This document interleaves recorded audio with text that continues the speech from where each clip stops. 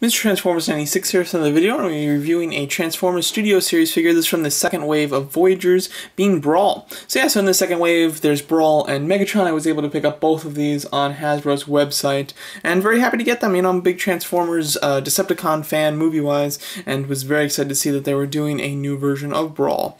So the packaging, I really do like the packaging. You get nice artwork of Brawl there. You get a kind of background scene which can be removed and kind of put up as a backdrop of the fight in New York. Was it New York? I think the first one was in New York. The fight, at least. So yeah, and then there's the rest of the Voyagers.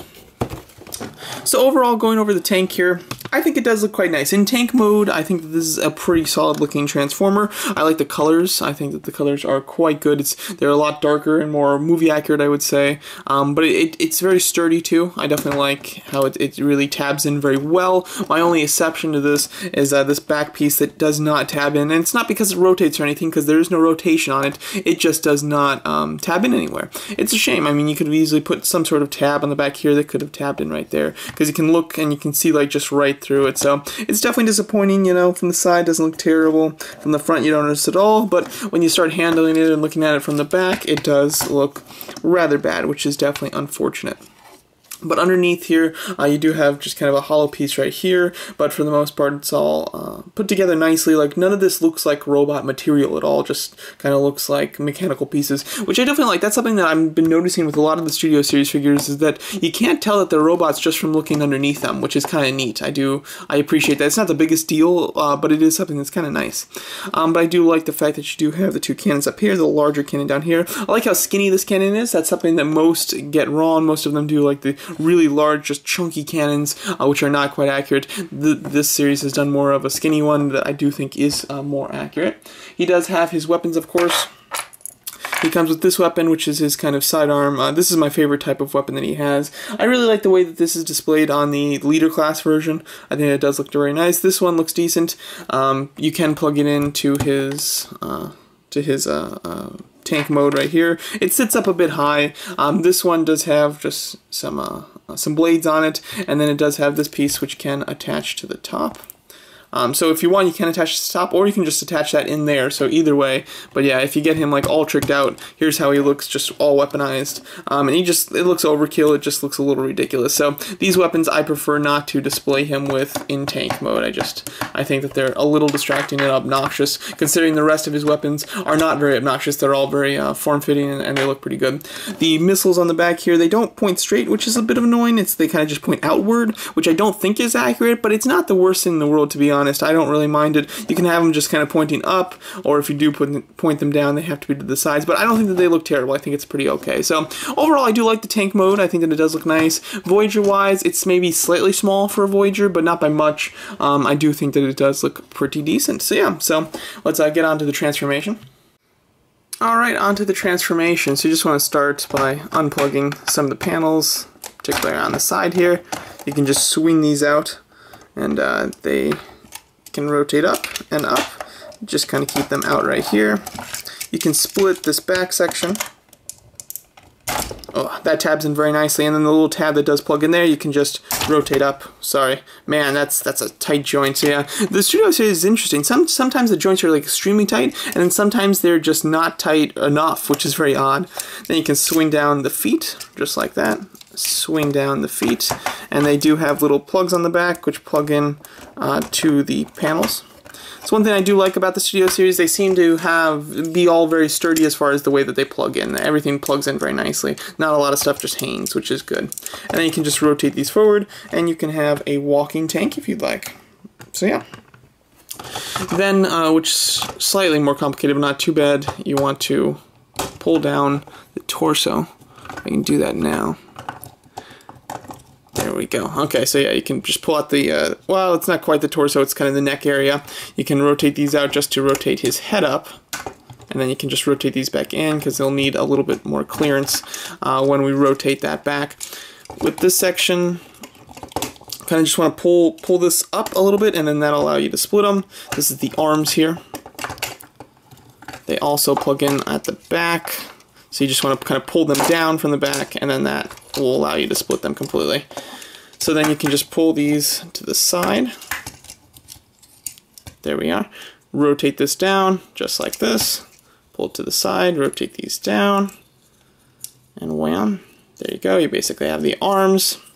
This whole torso piece you want to rotate. Let's see how this works. Oh yeah. So with this here, you want to rotate this whole section, but before you do that, you want to rotate this down just like so. Try to get the robot materials out of the way to rotate. It's so hard with items that have like a rotation to them because there's so many little panels that can get in the way. Let's try to rotate it before moving that down. Let's see if that helps. No, that makes it worse.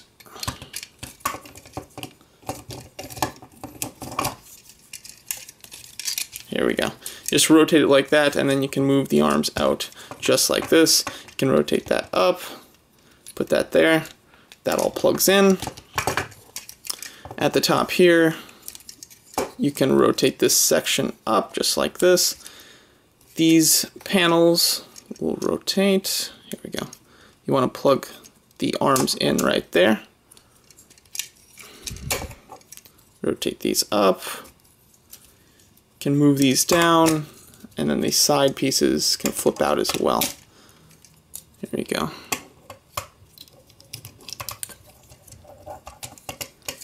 Oh, and then these will go in between the treads.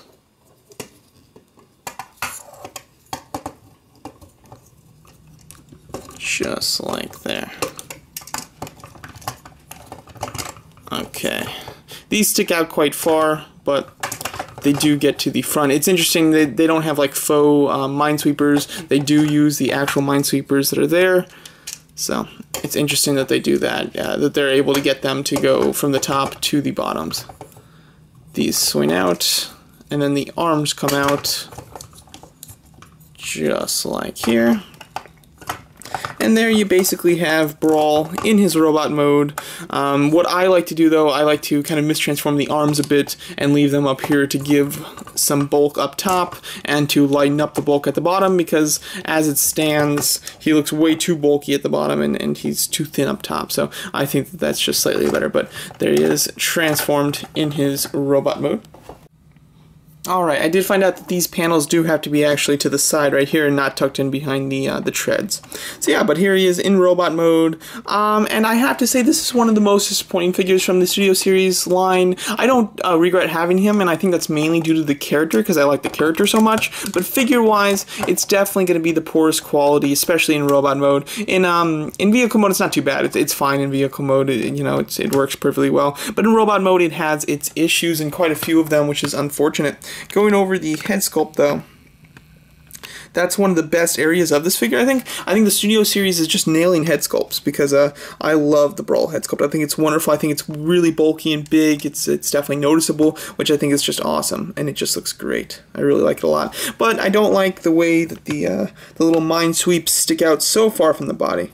They really are like obnoxiously long sticking out. I wish that they were much more closer into the torso. I think that would have been a lot better. And then the cannon, I just can't stand that the cannon is just laying right there, just looks ridiculous. I mean, giving this thing a hinge or just anything so you could like swoop it up, or doing what the leader class one did and having it move to the side here would have been so much better. I'm not 100% sure where this cannon should be in the movie, because if I believe it gets kind of ripped off before he fully transforms, because doesn't Jazz take it off?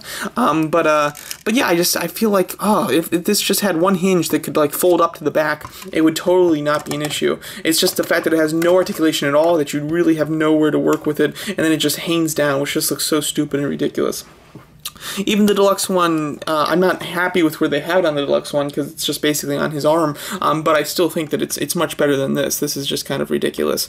And then the hands, I have an issue with the hands again, because the way you're supposed to transform them is like this, and therefore he has like these small shoulders and then these just like insanely bulky arms, and then the hands just kind of get lost in the arms there, which is definitely a shame, like that they're just, it's very much like a shell transformer with the arms, which I'm not happy with. I definitely don't think that that looks good at all. Brawl. So I would have much rather that the arms transformed in a more interesting way, to be able to like maybe swoop this one up here and have this one stay with the upper arm, and then have like one of the panels down here like fold in half so that his hand was not behind panels. I think that would have looked so much better and just been more accurate too. But instead you have this. However, this is kind of how I keep it, because I just think that it helps bulk up the right areas, because otherwise he just has these really skinny, slim shoulders and then bulky arms, which just look stupid.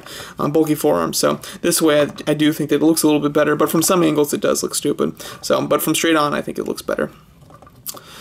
His little cannons back here are very nice. I mean, they're on hinges so they can raise down and up, which is cool.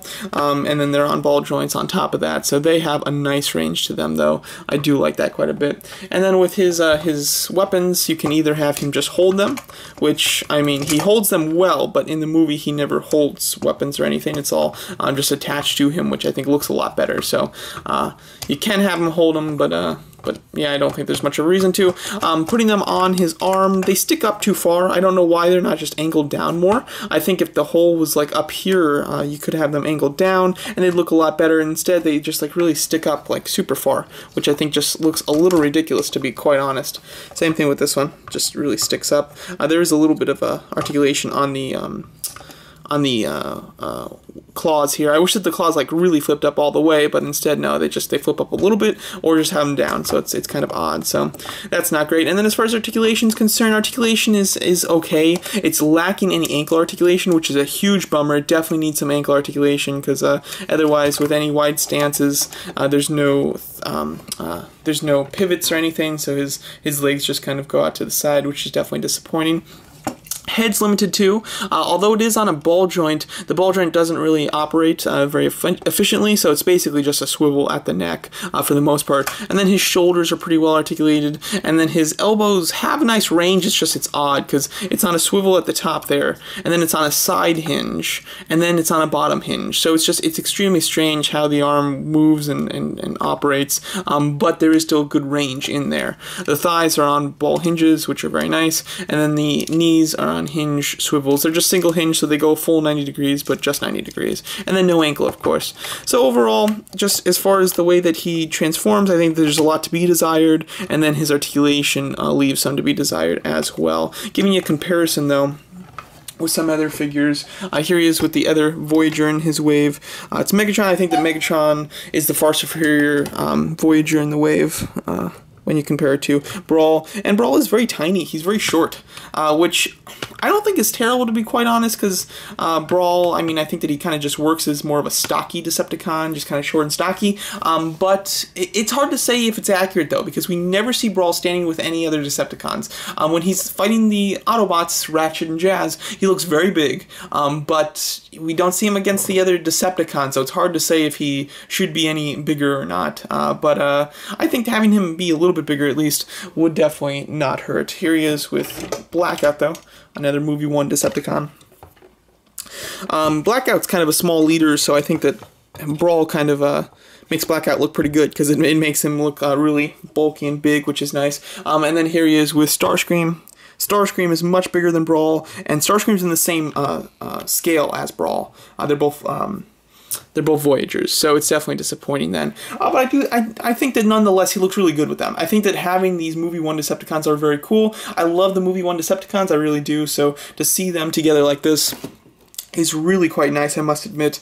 And I really hope that they do Bone Crusher, because I think that Bone Crusher is in desperate need of a new figure. I mean, with Brawl, we had a deluxe one, which we'll compare him to in a second here, which is very nice. It's a good deluxe figure. And then we have a leader one, which is excellent as well. Same thing with Starscream. Starscream we have in every scale. And then Blackout very much needed an update, just because the first one wasn't perfect and it was in the wrong scale. And then Bone Crusher's in the same boat as Blackout. He's not a perfect figure and he's in the wrong scale, basically. Bone Crusher should be a Voyager. All the Decepticons from the first movie are pretty big, actually. So overall, I do think that these look just excellent together. They really do. However, it definitely it makes me want more, because like I want a Movie 1 Megatron, even though I'm not a big fan of that design. I want a Movie 1 Megatron, and I want a Bone Crusher, and I'll even take a new Barricade, just to just to complete the set in the Studio Series. I think that would be very cool. Here he is with the